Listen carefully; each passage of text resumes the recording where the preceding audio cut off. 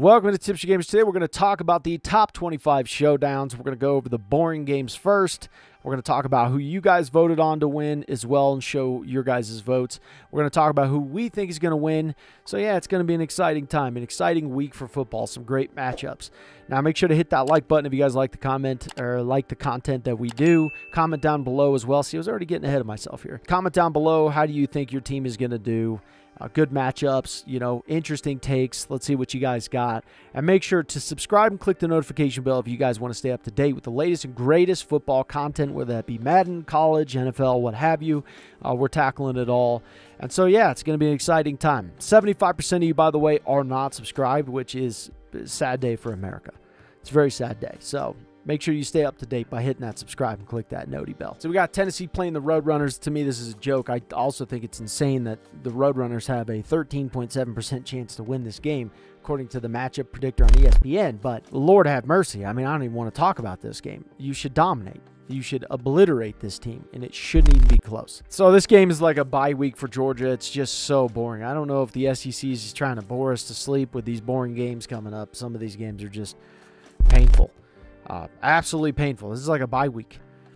Horrible. So Georgia shouldn't struggle at all. Tug agrees. We both have Georgia, and I don't even want to talk about this game again. Then we have Florida playing the Charlotte 49ers. I think we have an upset alert. I'm just kidding. Both Tug and I have Florida winning this one. It's so boring. It's insulting how boring this game is. It's insulting. It's boring. If they struggle at all, then you're terrible. You shouldn't be ranked in the top 25. Honestly, I don't care who you play or what you do. If you struggle against this team, even the slightest, you should be kicked out of the top 25. You really should.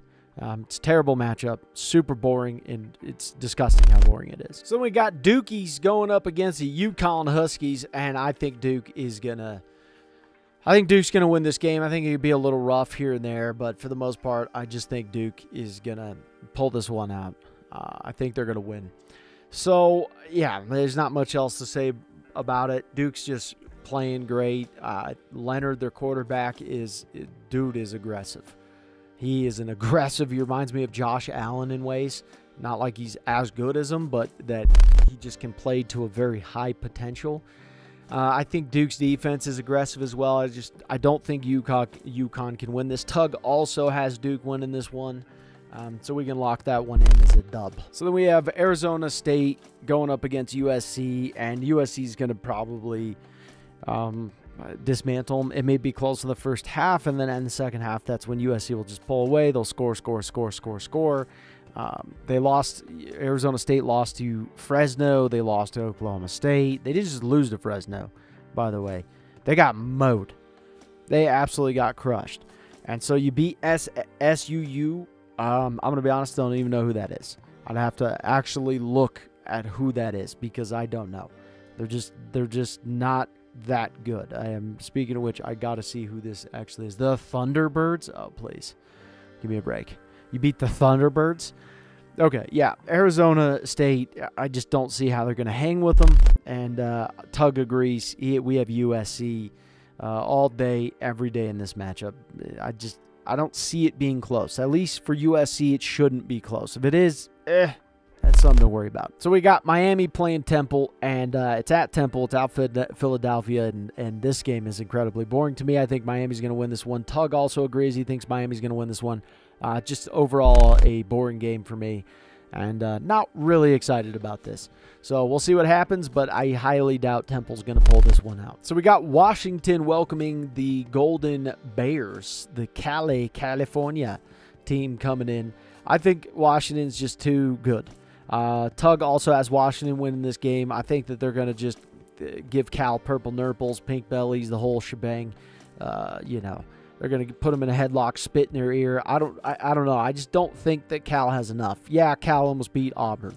The problem of how they didn't beat Auburn is because they just didn't have enough in the tank. They had a million chances to beat Auburn. Million. Auburn just kept saying, here, beat us. Here, beat us. And Cali was like, man, should we beat them? Let's just make this tough on ourselves. They didn't have the firepower to do it. And you're talking Washington right now is the second deadliest offense. And I would say the first deadliest offense, you're talking Power 5. I mean, 614 yards. Oh, compared to 440 on Cal. Cal's a running team. Washington's like, we'll throw all over you. Yeah, they allow a little bit more on defense, but here's the thing. When you are just scoring at will, yeah, you're going to allow more yards. Of course you are. The offense gets more opportunities to keep going down the field. So you got to be careful looking at some of these numbers and go, well, their defense kind of sucks a little bit. I'd be careful with that one. Their offense puts their defense in a sticky situation of like, we scored twice in 5 minutes. What are you going to do? We're going to go out there and get exhausted. That's what we're going to do. So I just don't think Cal has it in them. Tug agrees. We're locking it in for a Washington dub. By the way, they should be ranked higher than 8th. It's just my opinion. I think they're doing them dirty. So we have NC going up against Pittsburgh, and I don't have Pittsburgh winning this one. I just don't. I know they're playing at home. I know they beat the socks off of the Wofford Terriers, whoever that is. They're just not good. So that's fantastic, but not a team I'm really hanging my hat on. Like, ooh, did you beat those Wofford Terriers? I mean, dear Lord. And so NC, I think they're going to win this one. Tug also has them winning this one as well, so you guys can lock that in. They played against Minnesota, and it was a tight game. I mean, I think that NC fans got to see a little bit about the Big Ten.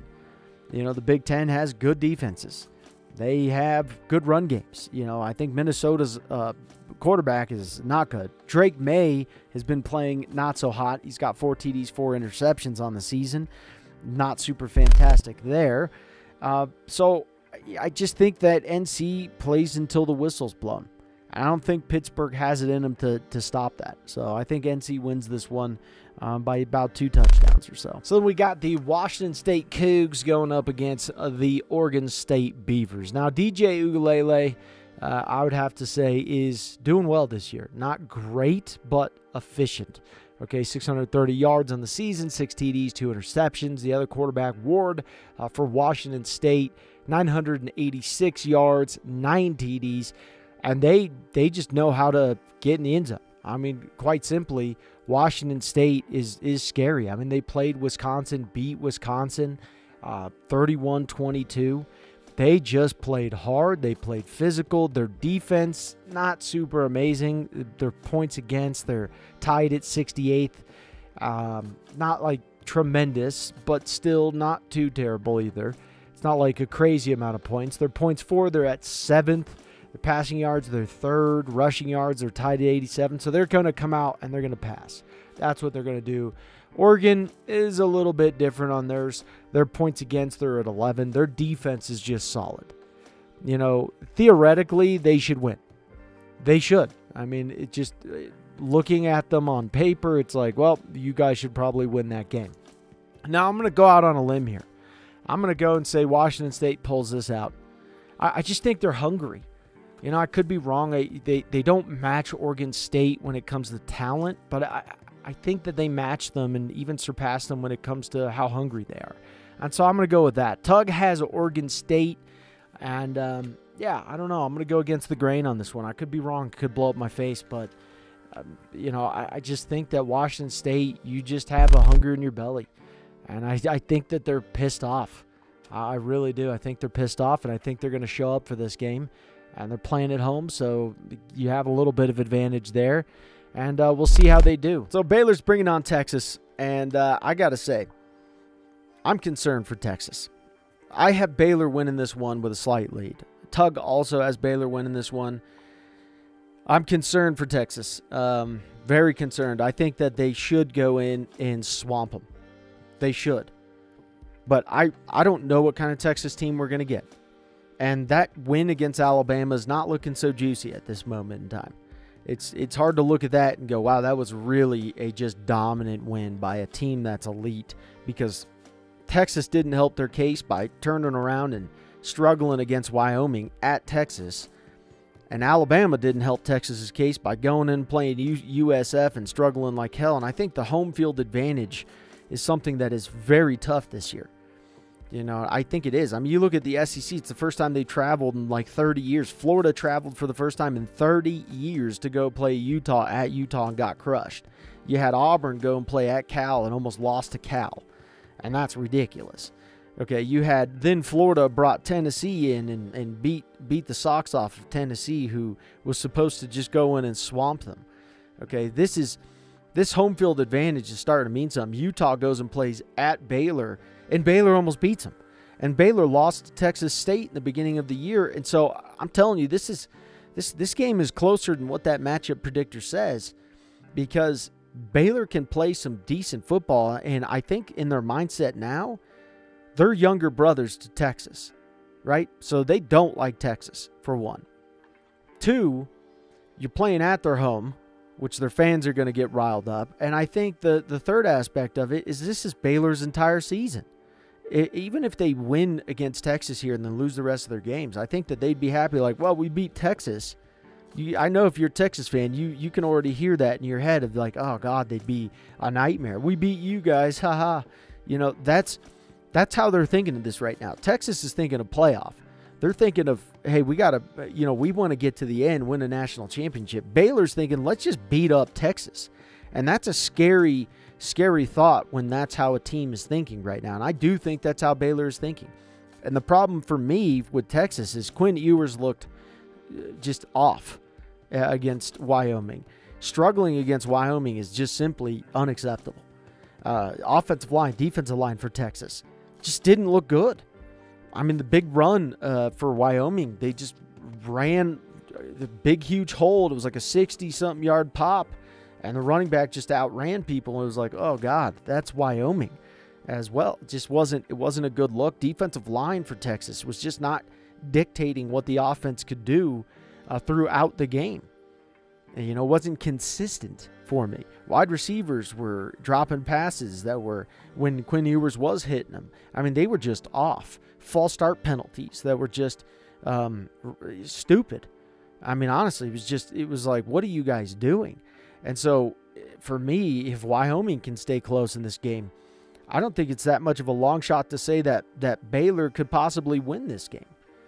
And so, I think Texas really needs to show up and prove, who are you? What are we as a team? And I don't know who they are.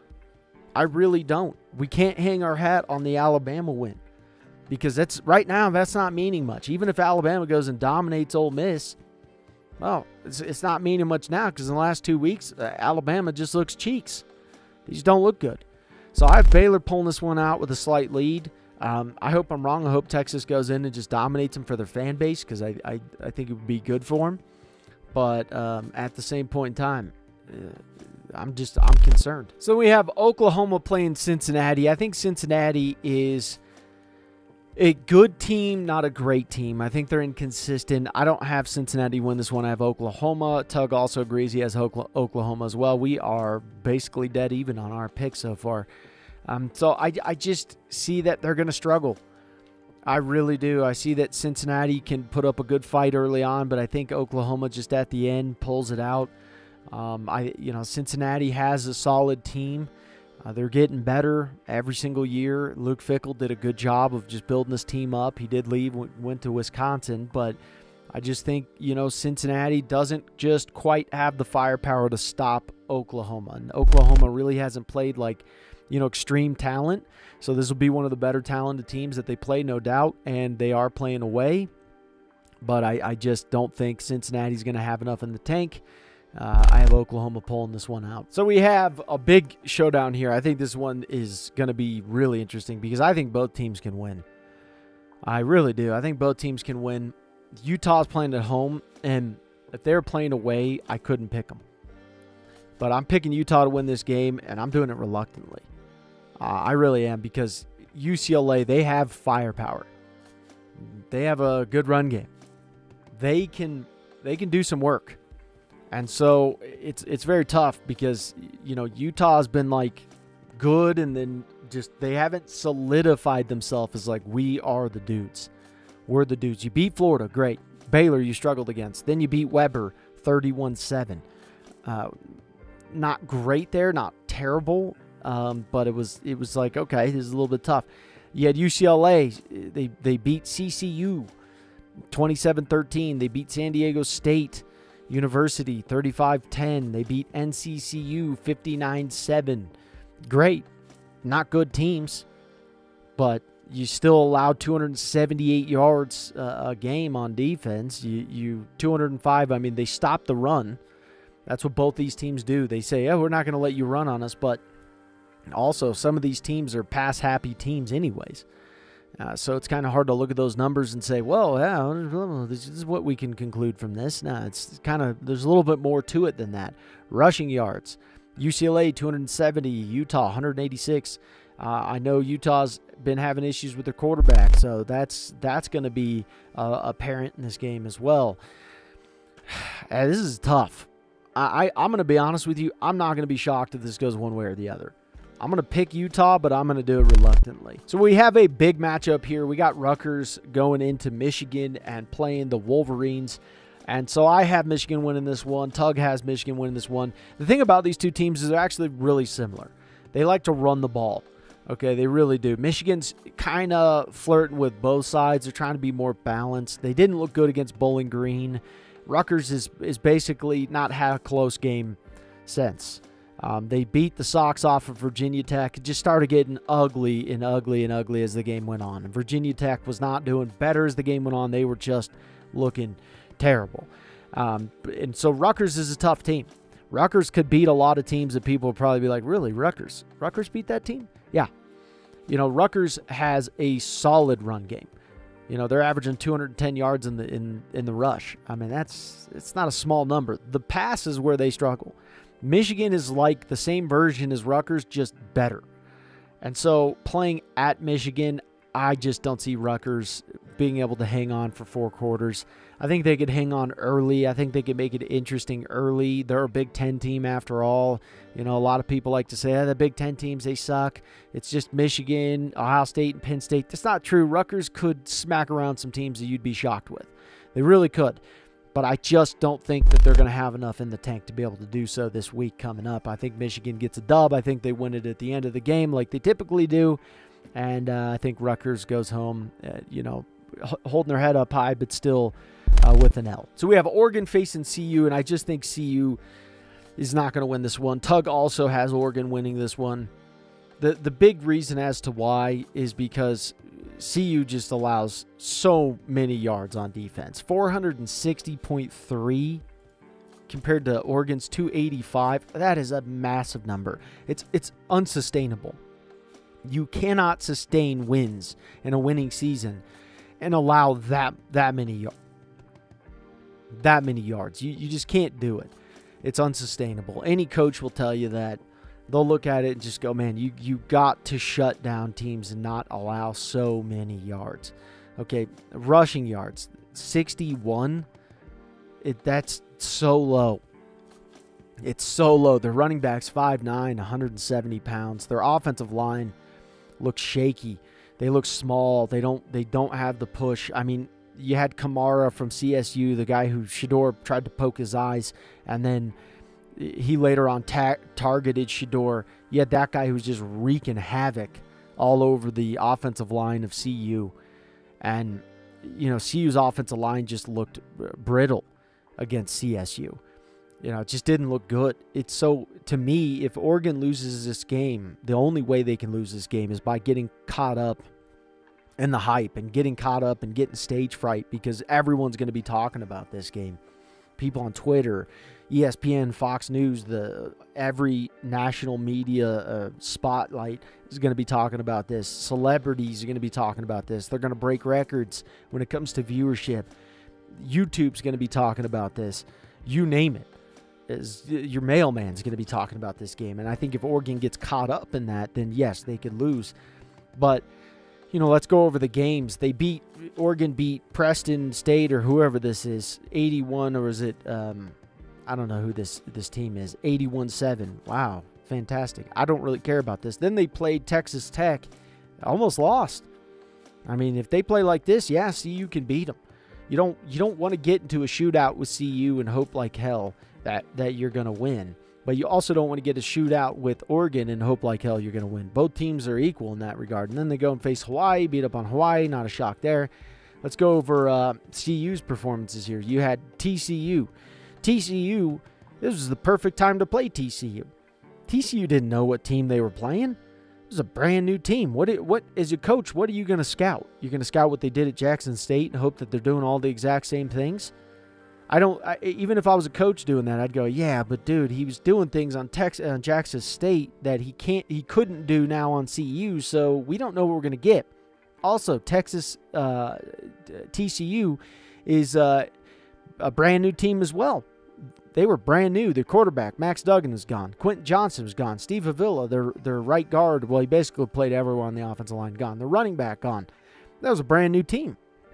That was two brand new teams that were facing each other, and it was just a shootout. That was a Wild West game, and CU pulled it out. Then you got Nebraska. Nebraska turned the ball over 4 times. Their defense was stopping CU.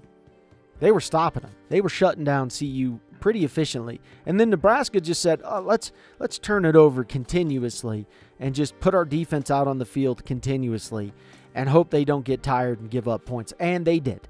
They gave up points. And so, you know, you look at Nebraska, their quarterback fumbled 2 snaps, shotgun snaps. He wasn't even under center.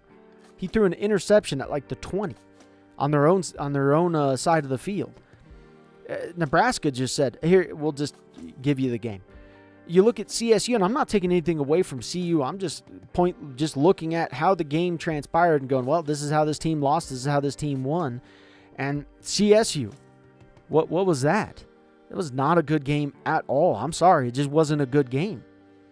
CSU did way too much to get in their own way, and they were beating CU.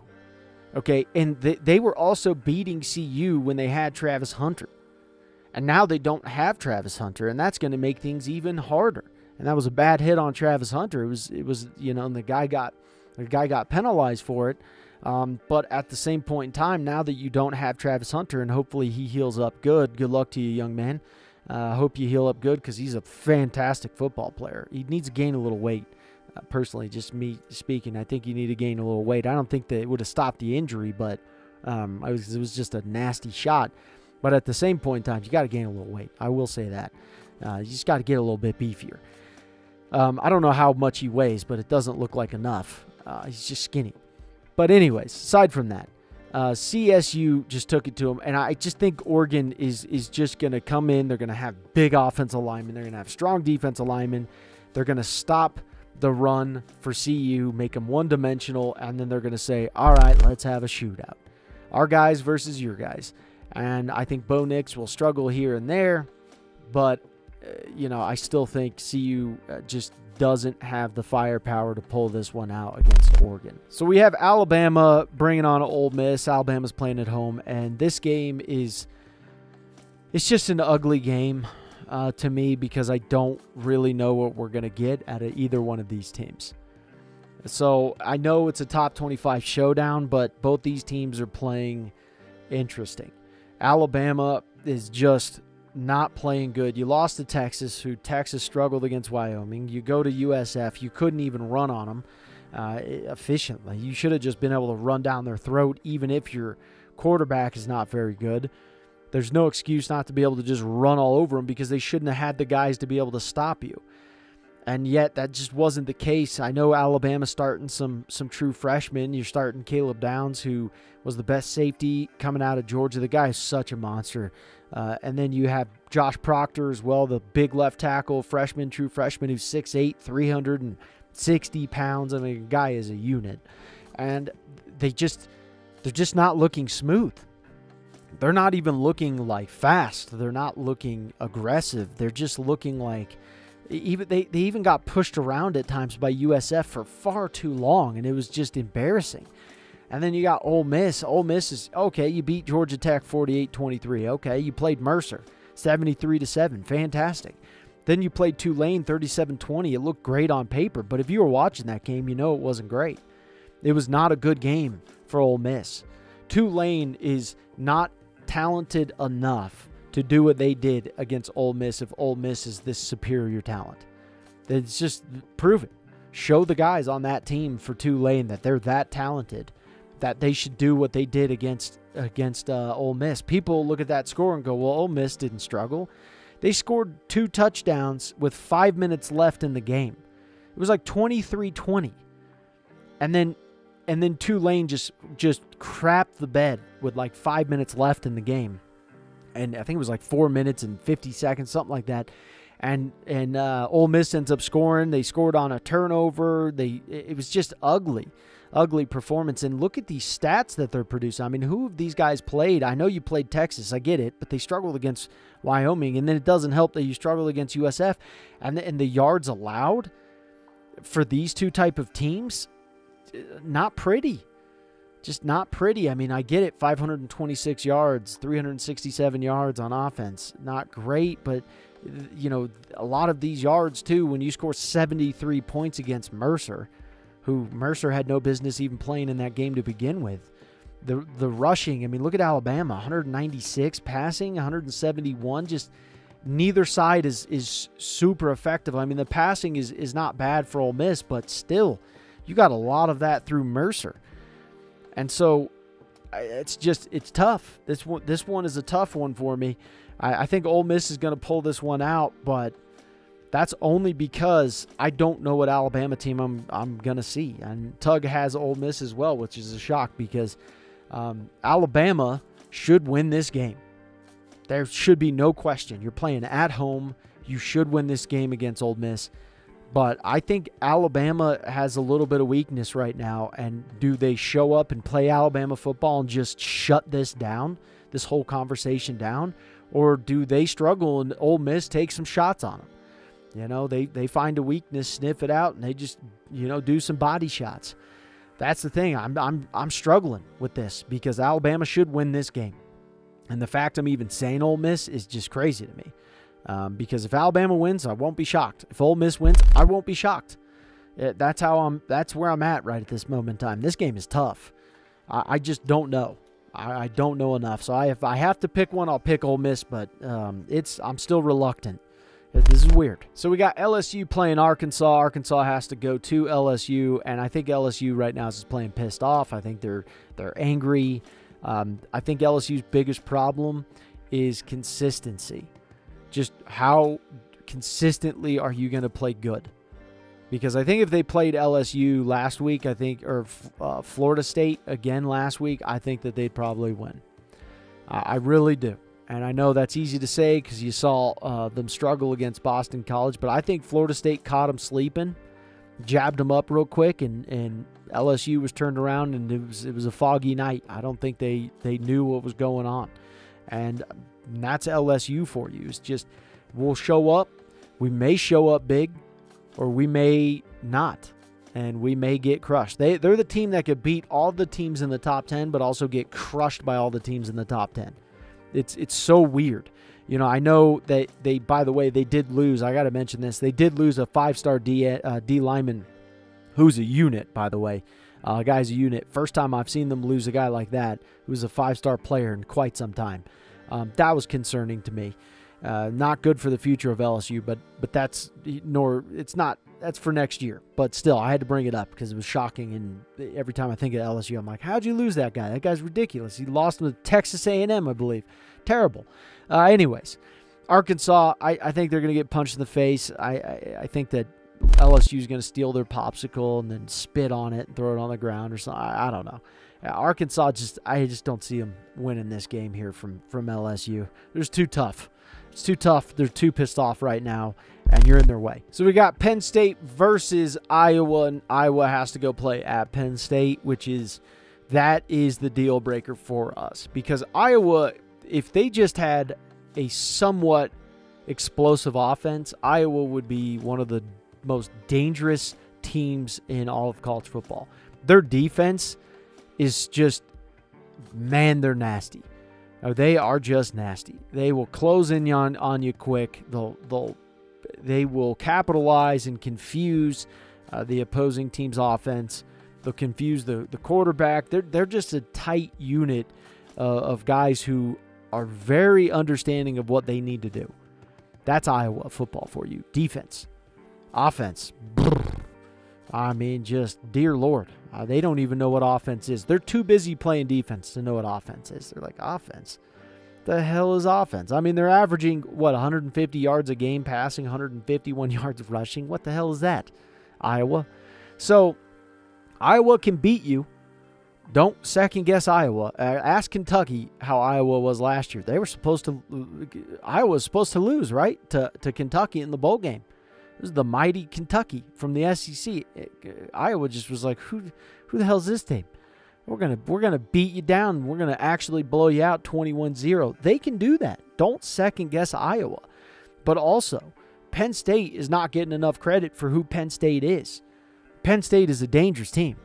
They're very, very, very dangerous. They are a playoff contending team. They could potentially win. And I'm telling you, even next year, they're going to be even scarier than they are this year. And that's concerning. Everyone in the Big Ten, look out. Because, for one, the playoff is expanding as well. So, good luck to any team who has to face them in the playoff. Because they will be in the playoff next year. And they're going to be going away from pods. I don't even think they're going to be playing Ohio State next year or Michigan next year. So, Penn State is going to get an easier schedule, and they're going to have better guys. I mean, it just blows my mind. So I think Penn State wins this one. Tug has Penn State winning this one. I mean, defense, solid. You look at that Illinois game. Their offense started getting shaky a little bit. Illinois plays great defense. They just do. They'll play great defense. But what happened? When they went on offense and tried to score against Penn State's defense, it was ugly. It was really ugly. Penn State's defense can smack you in the mouth and smack you quick. So I think when you match these two up, Penn State's offense is far superior to Iowa's offense. And then you look at the defenses, and they're like pretty, they're equal. I think Iowa is just one of those defenses, though, that they're just so scary because they just play so good. They're just so consistent year in and year out on how they play. They send guys into the league all the time on defense, and they'll win 5 games in a season, and they'll put guys, Jack Campbell, you have Lucas Van Dyke. I mean, these guys just come out of the woodworks, and they even got a safety that was one of the best safeties in the country that committed to Iowa. Why? Why do they do that? Well, that's because Iowa sends them into the league even if they have a losing season by far. You want to go into the NFL? Well, as a defender, well, you go play for Iowa. They'll send you there. It's pretty ridiculous. So, Penn State, I just think is too powerful. I think Penn State's got just too big of teeth. They got big neck muscles. I think they're just gonna win at least by 2 touchdowns against Iowa here. And although Iowa's defense is solid, it's not enough. It's not enough just to have a solid defense. So Clemson is playing at home against Florida State. I have Clemson winning this one with the upset. Tug also has Clemson winning this one with the upset. And the reason for it is both these teams are just inconsistent. I think if it was played at Florida State, I think Florida State would win. I think if it was played at Clemson, I think Clemson's going to win. And it's played at Clemson. If you look at their season so far, weird, right? You lost to Duke, okay. But Duke's not terrible. Duke's not a terrible team. But Clemson has this problem where they can go into shootouts with teams. And they rely on just having a better roster at the end. Well, that didn't work with Duke. You kept going down the field, and you fumbled, and then you threw an interception, and blah, blah, blah. And it was just ugly. And then you couldn't stop Duke. You just couldn't stop them. And then you played CHSO. I don't even know who that is. Charleston Southern, maybe? I don't know who that is. And Charleston Southern scored all of their points in the first half. It was 17 to 20-something or whatever. And it was just like, really, Clemson? Like, you guys you don't have a grasp of things right now. And then they beat up on FAU. FAU scored 14 points. It was garbage time. They scored 14 points in the fourth quarter, whatever. And that was what it was. But they looked good against FAU. But it was FAU. So it's very tough to actually look at Clemson and get a real idea of what you're seeing there. Florida State beats LSU. Great win. Oh, it was just a powerful win. But the problem is that's not your season. Your season doesn't end there, boys. It just doesn't end there. And then you go play USM. You beat them up. I don't even know who they are. I don't know. I'm not even going to guess. And then you play Boston College. And I would be lying to you if I told you I was shocked at this, because I was not. I actually talked about it before of, hey, Boston College can show up big in this one. Boston College, though, what shocked me is that Boston College had 18 penalties and still almost won. That's what shocked me. Not that Boston College could play good and play good enough to sneak out a dub. That didn't shock me. Boston College, they got some talent there. Not a lot, but they got enough talent there to just shock you. And that's what they can do at Boston College. But You're a top 4 team, Florida State, apparently. You're not top 11.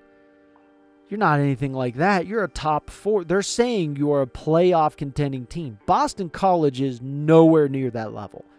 That they're not even in the same galaxy as that type of talk. Like that's prohibited talk around Boston College.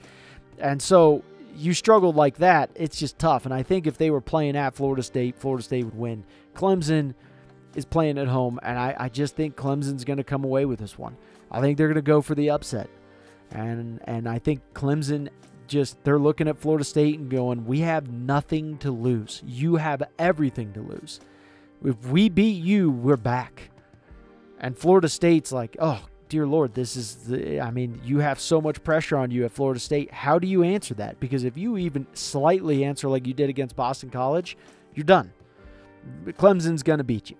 So I have Clemson winning this one, and I have them winning by up to 2 touchdowns. I know it sounds crazy. It does. I've went back and forth on this many times looking at these two teams. I mean, you just look at the amount of yards that they give up, too. They almost allow as much passing yards as they give. It's crazy. I mean, it really is crazy. So these two teams are evenly matched. And I know that one took an L, but they still took an L to a pretty good team. I mean, if they lost to FAU, yeah, Clemson, you ain't winning this one. They didn't. If they lost to CHSO, I think it's Charleston Southern. I don't know who that is. The Pirates, it looks like. But yeah, so we'll see. I have Clemson winning this one. It's going to be an interesting game. The Ohio State Buckeyes versus the Notre Dame Fighting Irish. Look at them go. There's much more at stake in this game than most people realize. I can tell you guys that right now. These two elite programs yearn for the crown. Oh boy, they do. And only one can place it upon their head. A game that's filled with politics, anger, and pride. Two fan bases that are bloodthirsty as hell.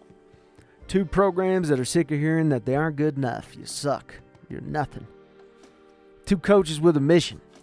Ryan Day was one kick away from becoming a national champion.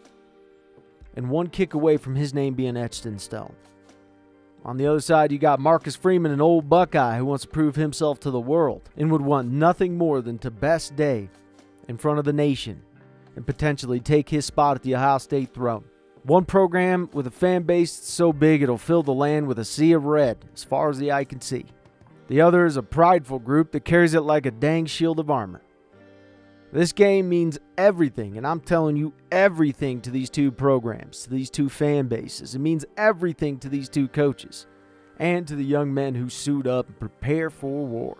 What a game. So I'll say this. The first thing when it comes to the mentality of this, there is a lot of teams that want to bring Ohio State down. Notre Dame hasn't beat Ohio State since like 1936. They've only played 7 times, though, in that time period. They don't play very often. But Marcus Freeman wants that head coaching job at Ohio State. And so he wants to beat Ohio State. You also got Penn State as well, who has not beaten Ohio State in quite some time, and they want to beat Ohio State. They're like, we're way too good, and we just can't best Ohio State yet. So they're circling them on their list.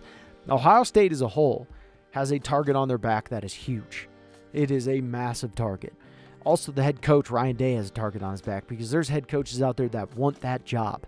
You also have Michigan. Michigan circling it because they're like, we need to beat them for a 3rd straight year.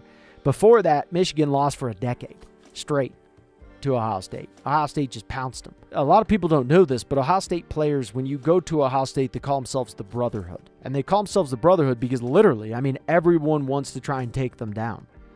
And coaches have been known at Ohio State to pull scholarships because they're like, this guy doesn't fit the mentality of what we're looking for. We want you to fit in the Brotherhood. All right. And that's just how it is at Ohio State. It's different.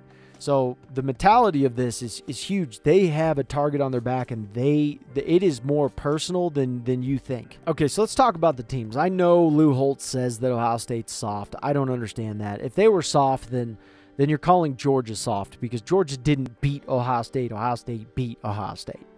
Georgia wasn't kneeling the ball at the end of the game because they dominated Ohio State. In fact, they were down by double digits for majority of the game to Ohio State.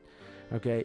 And Ohio State had the ball at the end, kicked a field goal, and missed. Shanked it. That was the only reason they lost.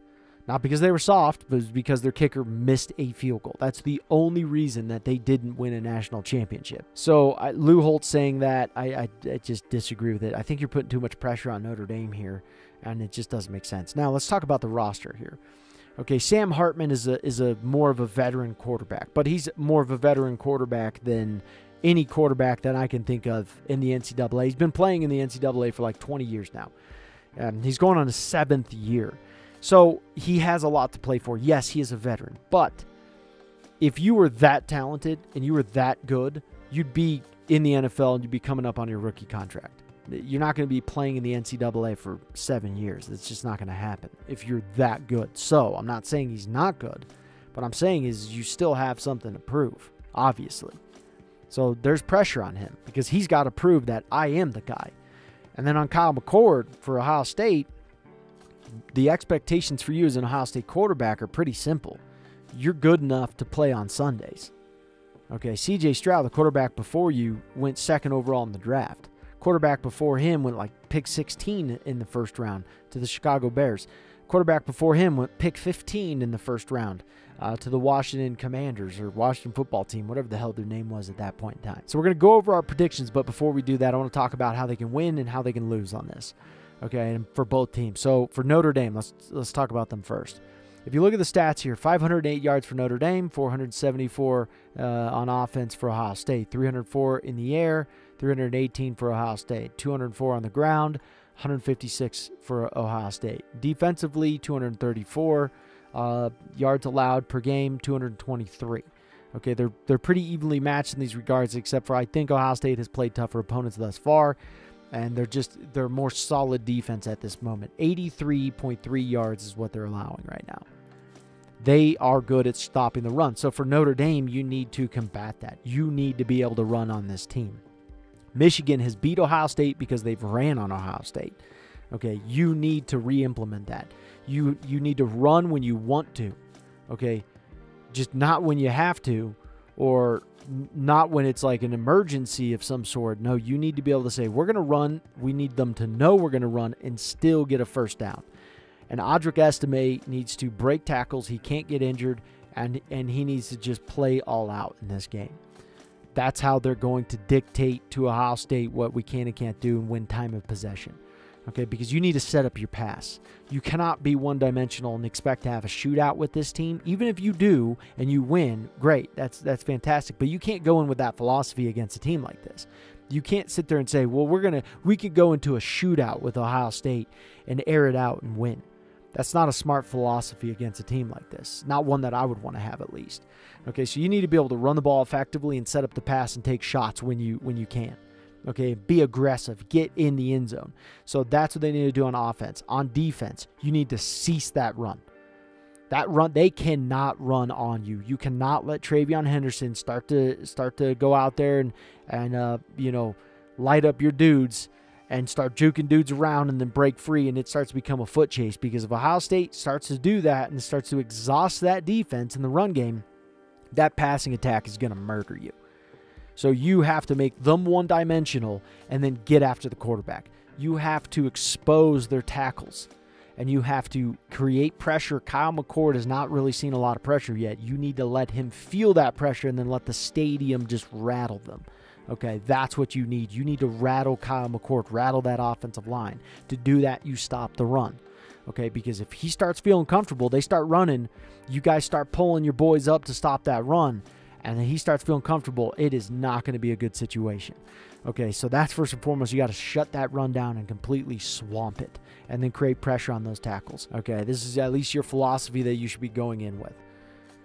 For one, on the defensive side of the ball, you need to expose that interior line. Expose them for what they are. And you need to blow it up and stop Audric Estime as much as possible. You need to blow up that exterior line or the interior line. And then what you have to do is send your guys in, force Hartman out of the pocket because they can't run. And you're going to have to use your DNs to get some sacks, to create havoc, to hit the ball, to tip the ball, to hit the quarterback when he's throwing the ball, and a wobbly pass and some deep backs go and get a interception, right? A turnover. That's what you need to do on defense. You need to silence their run first and foremost, okay? And you need to do it with less, not more. You don't need to be bringing guys down, more guys into the box, okay, unless you have to. You need to be taking less, like 4 linemen, sending 4 down linemen, and being able to create enough havoc to where they can stop that run with that. Okay, and the minute you do that and you put all the pressure on Hartman, you're going to say, hey, Hartman and those receivers have to win them this game. And then you have to watch for the screens because they're going to start hitting you with the screens and making you pay for your aggressiveness. That's how you win on the defensive side of the ball. Or that's at least what you should be doing, should be looking for there. On the offensive side of the ball, you need to dictate the run. You need to prove to them our offensive line may be experienced, but they're damn good and they should be playing on Sundays.